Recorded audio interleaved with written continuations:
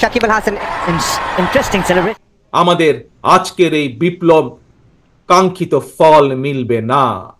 সাকিব আল হাসানকে দেশে আসতে না দেওয়ায় এবার পুরোপুরি খেপে গেলেন তারেক রহমান, ডক্টর ইউনূস এবং ক্রীড়ামন্ত্রী আসিফ মাহমুদের উপর। আজ তাদের দুজনের কারণেই আজ বাংলাদেশে সাকিব আল হাসান আসতে পারছে না। বাংলাদেশের অলরাউন্ডার, যাকে কিনা টি-20-র মধ্যে নেওয়া হচ্ছে না এবার, আর তাই তো খেপে গেলেন বাংলাদেশের দানাশীষের তারেক রহমান। সাকিব আল হাসান অসাধারণ একজন খেলোয়াড়, বিরাট কোহলি পর্যন্ত সাকিবের সামনে নাকানি চোবানি খেয়ে থাকে, আর তাই তো এরকম প্রশংসা করলেন তারেক রহমান। কিন্তু সাকিব আল হাসানের ভাগ্য একবারই খারাপ। বিসিবি বস ফারুক সাকিবকে আসতে দিতে পারছেন না, কেননা বর্তমান সময়ে তাদের ওরকম পাওয়ার নেই। সকল পাওয়ার ডক্টর ইউনূস এবং আসিফ মাহমুদের উপর। আর এখানেই খেপে গেলেন আমাদের দানিশের তারেক রহমান, যেখানে সাকিবের শত্রু তামিম ইকবাল পর্যন্ত তাকে দেশে আসতে বলছে, পাশাপাশি বিরাট কোহলি পর্যন্ত সাকিবকে অনেক সাপোর্ট করছে। সেই জায়গার মধ্যে অন্য দুজন লোক সাকিবকে সাপোর্ট করছে না। আর এই কারণেই তিনি বলেন লাইভে এসে সাকিব আল হাসানকে যেভাবে দেশে আনতে হবে, যে কোনো পর্যায়ে, কারণ ওর মতন একজন খেলোয়াড় যদি চলে যায় দেশের বাইরে তাহলে অনেক ধরনের বড় একটাই ক্ষতি হবে বাংলাদেশ ক্রিকেটের।